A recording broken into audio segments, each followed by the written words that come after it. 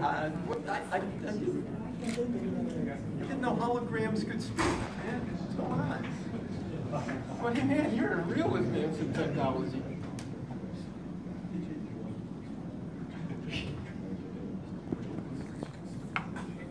Where are you now? Wow, holy mackerel. Did you get up early just for this? I got her. Oh.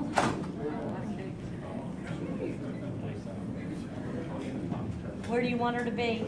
Right up front. Yeah. One thing I worry about is No. Sit here. You sure? yeah, Sit here. Move down. Well, grab a chair and bring it over.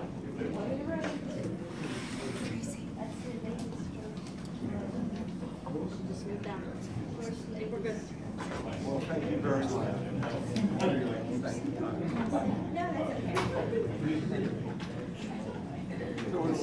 Do I stand here? Do I leave? Sit down. Have a seat. Here, Jack. Sit next to your wife. Oh, okay. Well, I'm gonna see him for a lot after this, you know. Maybe too much? Is that what you're hinting? Now we have everybody here. We got, like the Killimayer fashion. Nobody's always on time here. Runs in the family. She hit an unforeseen situation. Route 30. Yeah. Really? Excuses. She called Excuses. me. 30's nowhere near here. So June 30th is in a couple days. So anybody know the events on June 30th? So you look back to 1934. Oh my God. You haven't seen the pictures yet? That's when I had hair that wasn't. So this day, so in June 30th, back in 1934, it's called the Night of Long Knives, where Hitler stages a bloody purge in the Nazi party. In 1938, Superman first appears in DC Comics, Action Comic Series issue #1. Also, this June 30th coming up, it'll be Mike Tyson's 50th birthday. You guys didn't know that. Also, Michael Phelps turns 31. 1992, South African ANC President Nelson Mandela meets with UN Secretary General Boutros Boutros-Ghali. And also, this year on June 30th will be Jack Killimayer's last day as a Westinghouse employee after 42.97808 years of service. In a luxury fashion, you put, make sure you got enough significant digits there. But actually, July 8th will be his 43rd anniversary, and said he couldn't stay around for a couple more weeks, but he said Westinghouse wouldn't let him because you got to retire effective the end of the month. So again, just kind of looking around here, there's quite a few people in the room, much more than I expected. I've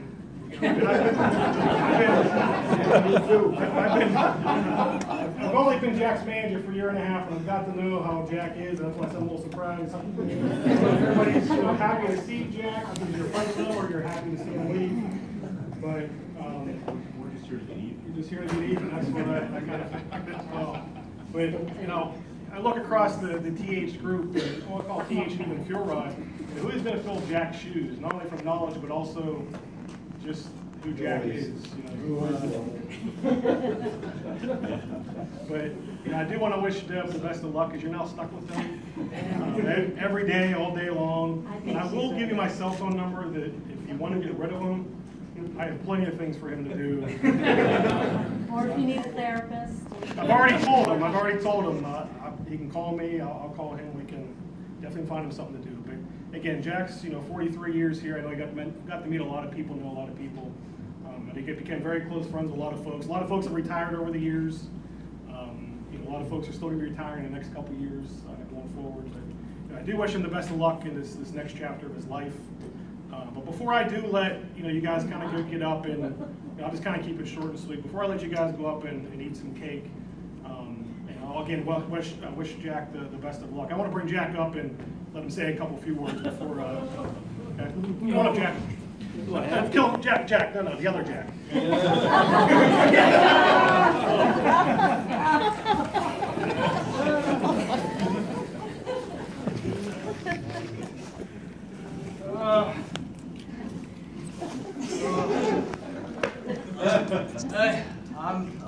Killimayer.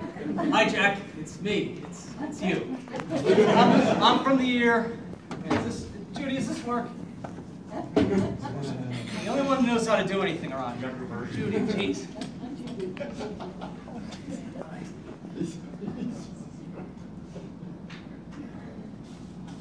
I never understood these things.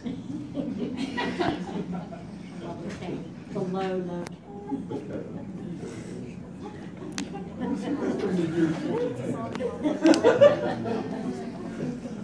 There we go. Thanks. All right, I'm Jack Killimayer. Jack, you recognize me? I'm you. I'm from the year 2057. Okay, I don't look too bad, do I, Jack? I know you're disappointed, a little shorter, a little fatter, but hey, at least we're not dead, huh? Ha! I built a time machine using the THESM manual as instructions and combined a fuel assembly from Vogel 1, Cycle 1, you remember, and a Toyota Corolla, Jack. I got you a present here. The bad news is you're going to be wearing this for the next 40 years. You'll know the meaning. Put that on. Do I have to put it on? Put it on. Oh, who did this? Yeah, Jack, I got bad news. That's the white elephant gift from your annual Christmas party, and whoever gets that gift has to organize next year's dinner. So you got to organize the next 40 years. All right? So, Jack, I'm here for an important reason. I want to tell you about the future, Jack. If my calculations are correct, it's the year 2010. I've got 3 things I want to tell you. First, I want to warn you, Jack. Make sure you retire before 2017, okay, Jack? This is critical. I have seen the future. Westinghouse goes bankrupt, okay? Don't worry, everything turns out fine. They recover, everything's fine, but you're to blame for the bankruptcy. So you want to get out, okay? Second, remember that guy, Donald Trump, okay? He owned all those casinos, and he runs for president and wins and beats Hillary Clinton. But I want to tell you, you wasted your vote, Jack. You voted for Clint Eastwood. Get off my lawn. All right, now the whole reason I built a time machine, Jack, listen closely. You need to take all your retirement money, everything, your pension, your 401k, that stack of $20 bills that Deb doesn't know about in your toolbox, okay? All that invested in this company called Netflix, Jack. Netflix! Listen to me. This company, they let you watch as many Clint Eastwood movies as you want, okay? Now, it's important. Netflix goes up 2,000%, so you got to invest now, okay, Jack? We're going to be millionaires, all right? That's the whole reason. You can buy the whole state of Alabama with that money. Hey, Jack, it's 2017. Crap. I knew I should have had Yi Xing, fear check this before. Jack, I guess we're host. Jack, it's really me. Pretty good. I hope you look like that. Well, Jack, I was Jack's 7th favorite manager. I'm proud to say that after Shevchak, Zeiss, Ulrich, Ewing, Greg Williams, and then Ewing a second time, actually. So I was one notch above Earl Novenstern. I never met him, but here he was a great guy. I had the privilege of being Jack's manager for about 5 years. I've known Jack for about 8 now, but I get a little teary here, Jack. What can I say about Jack? He's always very respectful. Never met anyone that didn't like him. I always had, he always gave constructive feedback during group meetings. And really, he always came in early and hit the ground running. Wait, no, I'm sorry. That was what I wrote for when Al Piplica decides to retire. I'm sorry. Jack, I'm sorry. Here it is. What can I say about Jack? He's disrespectful. I never met anyone that liked him. He never had anything nice to say, and he pretty much shows up whenever he wants to. So I wanted to share a couple stories from the time I was managing Jack, and I'll start with really day one. I came, we were at the Energy Center. I walked down his aisle, trying to, a couple handshakes with people and talk to people, get to know them. Walked down the aisle, 9 o'clock, I poked my head in his cube. No Jack Killimayer. And if you remember Carl Olson, he pokes his little head up and he goes, Jack, he's not here. And then 9:30, I come around and again poke my head in after shaking a few hands, and Carl again, Jack's not here. He goes, Jack doesn't come in until like 10:30. And I'm thinking to myself, what's the deal with this guy? He just shows up. So anyway, I circle back around, later that afternoon, and Jack's in his cube, typing, he's got his glasses, typing away, and he looks at me, and all I could say was, "Hey, Jack," and he looks at me and he says, "Hey, you must be my new manager. Get the hell out of my office." So that was my first Jack Killimayer experience. As you know, knowledge worker observation's a critical part of what we do. I sat down with Jack one time and I just asked him about verification practices, and I said, "Jack, tell me about how you verified this document." And he goes, in all seriousness, he goes, "I pretend like my mother's standing over my shoulder saying, 'Don't make any mistakes, Jack. Don't make any mistakes.'" Oh, come on in. And so I looked at him and I said, "Okay." And all I could get out was 4 words. "Have you ever tried?" And before I could get anything else, he goes, "I have socks older than you. Now get the hell out of my cube." It was my shortest KWO ever. Jack just has that ability to take it from up here to where. I announced to the Fuel Rod and the TH group that my wife and I were expecting our first child, and I thought it was just a great occasion. I'm excited to be a new dad, and I hear a voice from the back of the room saying, "You idiot! Oh boy, you idiot!" So Jack, just really knows how to motivate me. But thankfully, he did provide some real advice to me, and I sort of wish I'd listened to you. Afterwards, he came up to me and again, very serious. He goes, "Let me give you some advice. Don't teach the kid how to talk. Trust me." And just takes off and leaves. And I'm a new dad, and I'm thinking, maybe this guy's serious. Maybe I shouldn't teach the kid how to talk. Anyway, a few years later, I learned my lesson. My wife and I were expecting our 3rd child, and I decided not to announce this to anybody. Jack found out, and I was making my way into the little kitchenette area up there on the 4th floor.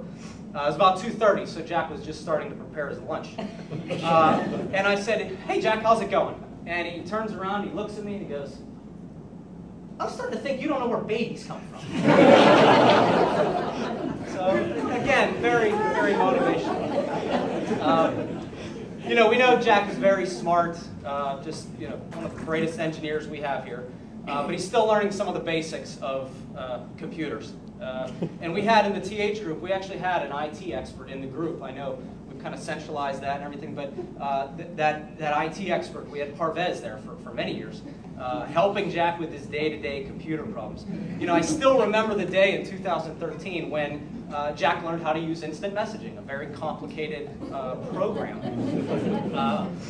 So I just remember Parvez explaining some things, and I'm working, and I overhear Jack go, "Oh, so that's why the bottom of my screen has been blinking at me for 3 years." So I wanted to share the kind of the first instant message that Jack had, and Jack was going back and forth with Parvez on a particular issue, and all right. Parvez says, they're going back and forth. I didn't put the whole thing in. Parvez says, I'll BRB. I'll be right back. And Jack responds very calmly.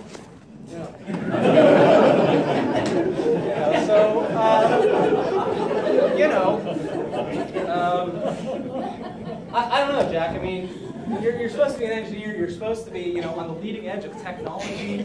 You're still using a flip phone for crying out loud. Even Kim Kardashian is an expert at using an iPhone. Okay. So, but don't worry. I'm gonna send this video to you. Jack's iPad training video. I'm sure you'll get an iPad eventually in the next 20 years or so.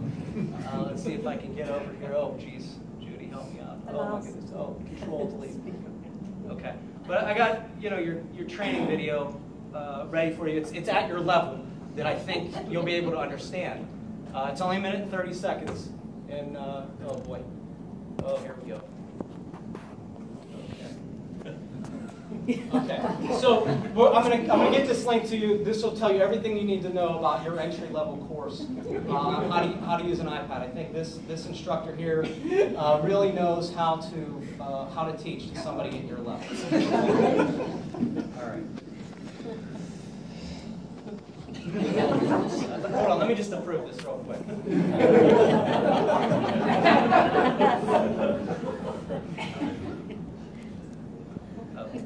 Oh boy. Oh man, typical management. Okay. So the other thing, Jack, I'm gonna hit you with a couple things. I'm sorry to poke fun at you some more, but how can you mix up Suquan's and Parvez's name? Okay? How can you mix these together? One guy is from northern India, and the other guy is from northwest India. And you look at these two guys. I mean, you've been working with them for 8 years, 9 years.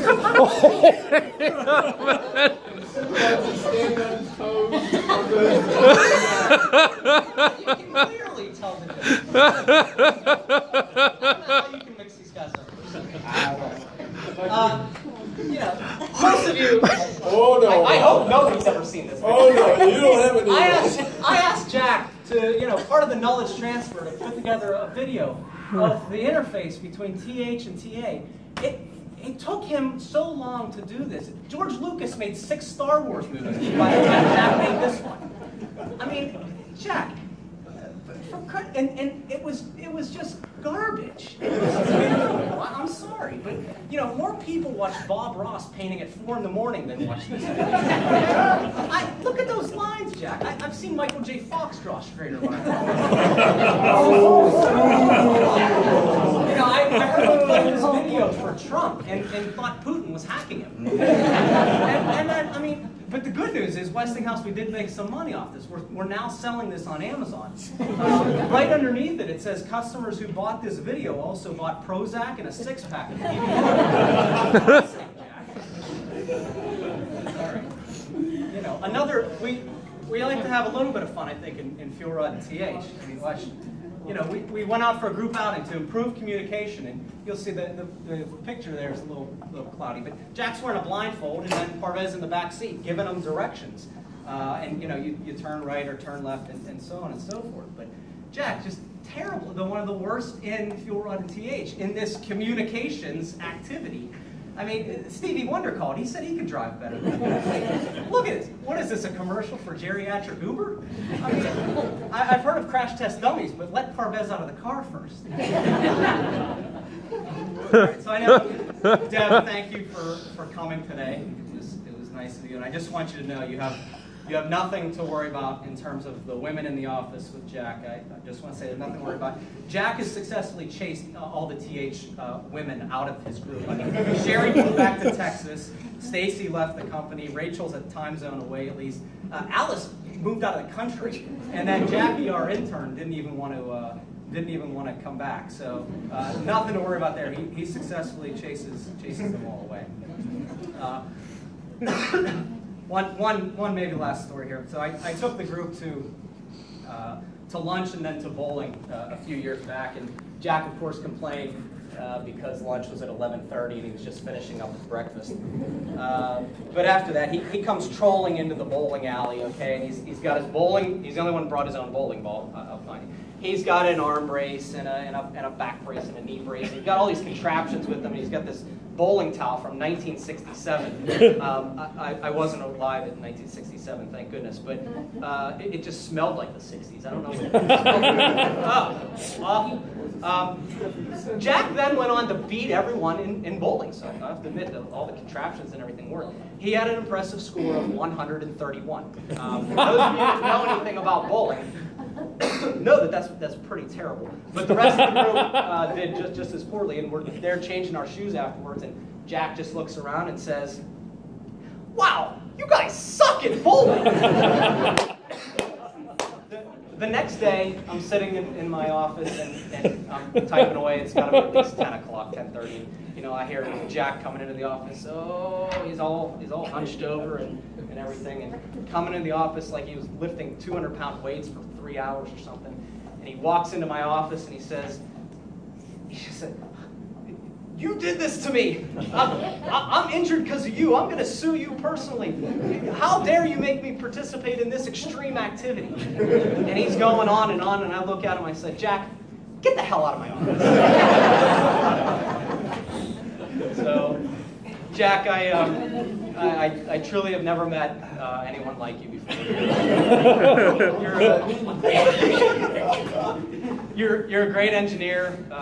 You care a lot about the business. You care a lot about the customers and the work, and most of all, you care about the people you work with. I've seen the group of engineers in the TH group really just get better and better every year because of you. You drop everything you do in a second to help somebody. I've seen it over and over, and you really serve the people in this organization and your group very well over the years.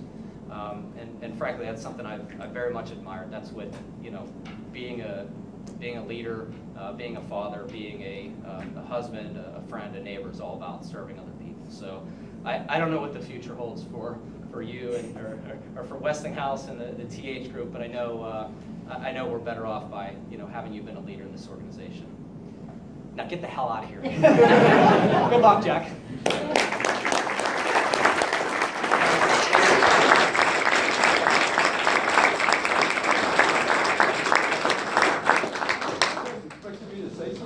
You want to say anything, or? Yeah, I'll say something. You want to say something? You want to draw something at all? Yeah, well, I got a couple things to show because I'm getting some. I'll show the stuff first before we. If You sorted those two emails? yeah.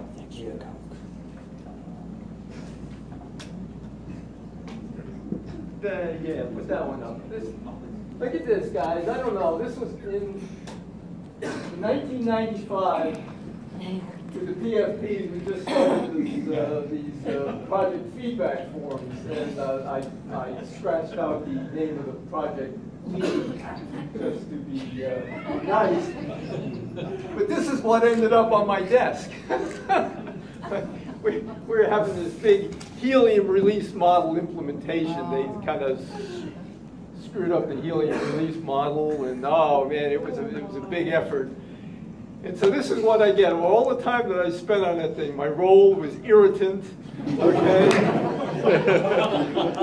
my job knowledge increasing, finds cube most of the time. This isn't real, right? Communication skills, mostly hand gestures. Also can make sounds with hand under armpit. As far as teamwork, works and plays with others is improving. He no longer kicks or bites. Strategic thinking, demonstrated thinking on several occasions. Customer orientation goes back up to my communication skills. And innovation, I like this one, does not repeat insults very often. And as far as results orientation, aided with attrition objectives. Lucas Trossman, he lasted about 6 months. And the last one was Bob Ulrich, who I kind of drove him out, but that sucker came back. So, then the other thing that I just found that I was cleaning stuff out. It was amazing, the stuff that I was finding. I found something, it was, Jeff Bradfew was Stupid Chris Tricks. It showed you how to make things, and, you know, so that's the springboard to VP. So, this one, slide that down just a second so that I worked a lot with Columbia. They're, you know, the devil process, which can't seem to straighten out, and I mean, we even sent Hugel down there, and he's botched it. and you know, the constant changes in the fuel rod and the grids, and I'm always, every time they do something, I've got to find out what's going on with it and straighten things out, and I'm always calling down there, and where are my friends are. There's certain guys that we're working on, you know, correlation issues and all sorts of stuff. So when it came up that let's see if I can, that I was retiring, we had this announcement. my announcement, my retirement announcement at an all-employee meeting down there. So, all my friends. So, yeah. Yeah, you know, it kind of it's kind of snuck out that I heard the word that there was, you know, going to be a special guest speaker at this get together, and I was really hoping it was going to be somebody funny.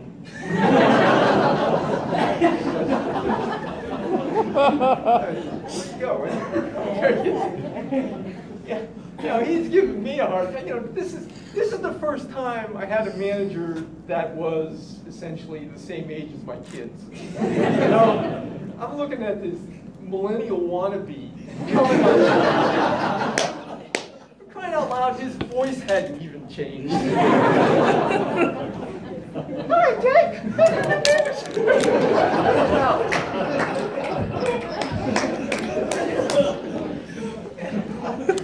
You know, and I did give him all sorts of information and guidance on parenting and all, and you know, the one thing he left, I always told him, don't let them outnumber you. And then, you know, now he's on, I don't know, N then approaches infinity. Still hasn't figured it out. They're popping them out like Pez dispensers. And you know, you look at that, only the gray hairs laugh, you know, because none of the kids around here know what Pez is. That's why I have to leave. Oh my God, he's too old. They're all going, I got to Google it. You know, they're all the young people got their smartphones out. Pez. How do you spell that? Yeah.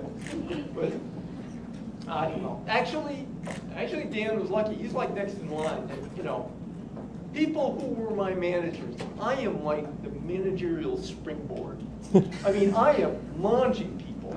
I mean, I don't know if all you Mark Fecto, I don't know. He's skyrocketed. You know, Jeff Bratute was my manager for a while. You know, you got him taking off. You get, I mean, Zeus was my manager. He's chief engineer. Ulrich.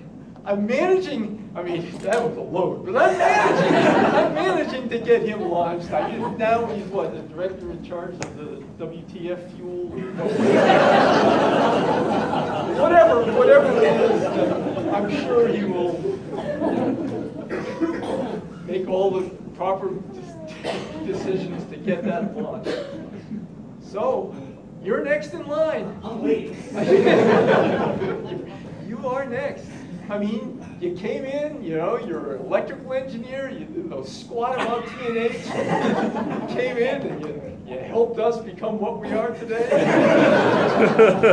After a while, they took you out of that and put you somewhere else where you don't know what you're doing.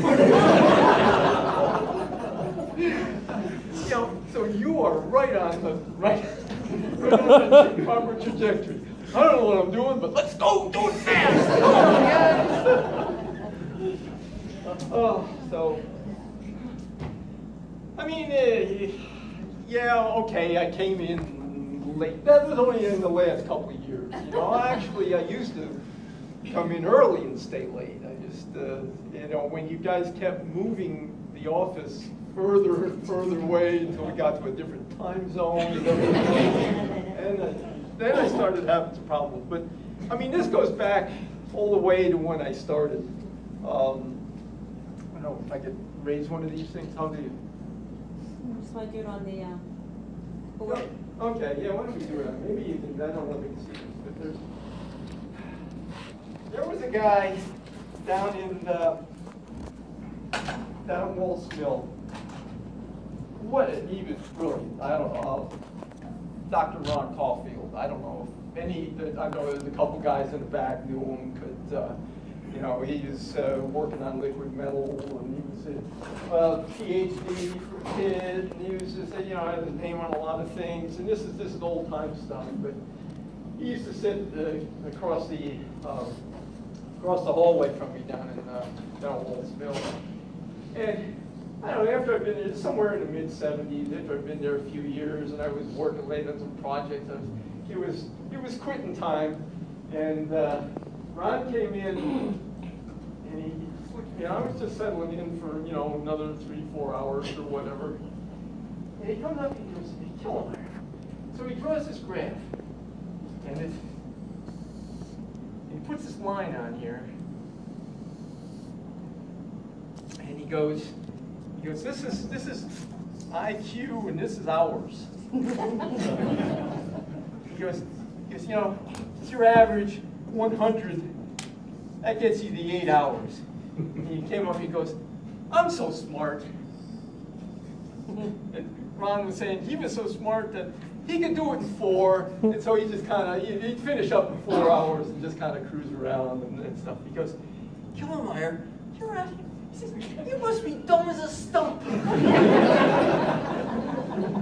Yeah, the truth was, that was it. I just outworked people. You can be stupid, just work hard. But that's that's a kind of beautiful thing that started me off with the attitude. That was my mentor. How to deal with people.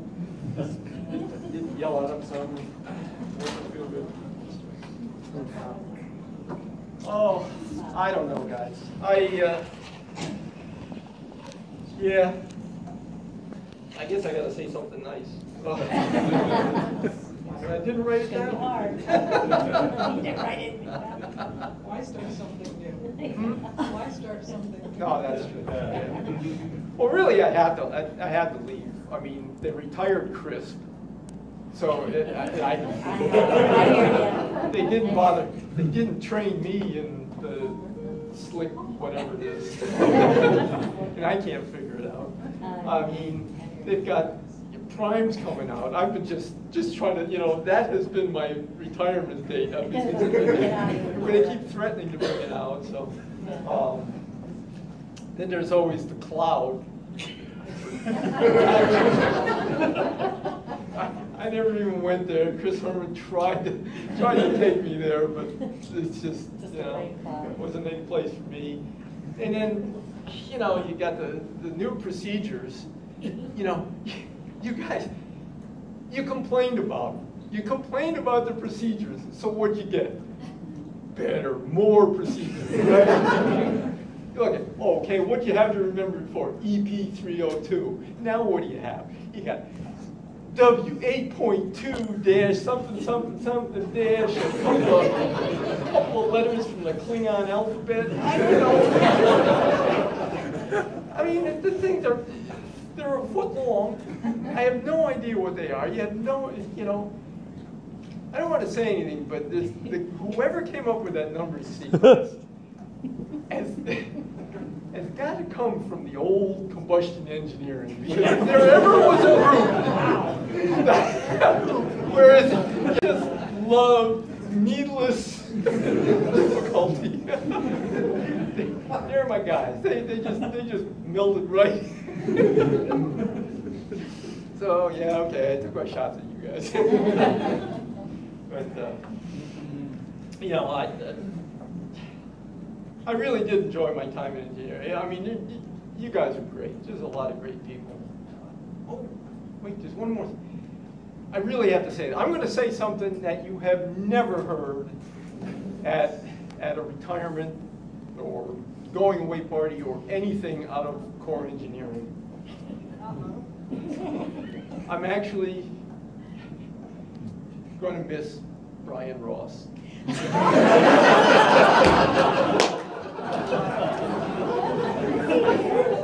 He's not here today. I want you guys to tell him that he was telecommuting today. He had a couple of appointments. He couldn't make it. He's fleeing the country on Thursday. But I mean, you got to understand that Brian and I are from the same general area in New York, which explains a lot. And we went to the same school. And we have a lot of similarities. I mean, in some ways, he's like the son I never wanted.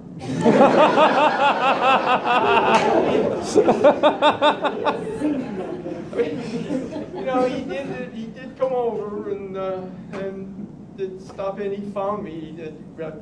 Since they took my cube apart, I've been just kind of meandering around, not unlike while the cube was still up. But he did find me, he hunted me down, and you know, gave me a few encouraging words, like, don't die. But, so anyway, so make sure you let him know that I gave a shout out to my New York son. And so anyway, okay, so yeah, I really at 43 years. With the hours I worked, it was probably more like 50 something. You know, it was good because it made my marriage last longer. I live in fear now.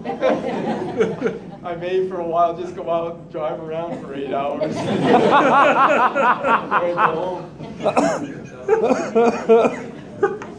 I really want to tell you guys you're special people. It was really a pleasure working with you guys, all of you. And you know, it just, I wish you nothing but the best.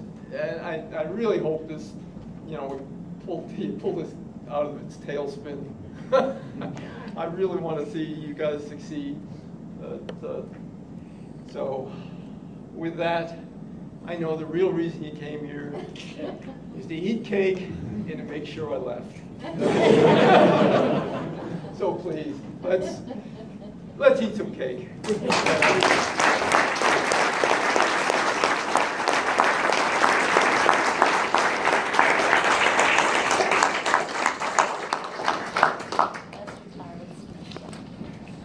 You. You got it. Man, it was good working with you. Good working with you. You got your own. You're gonna give a speech. I don't think so. Yeah.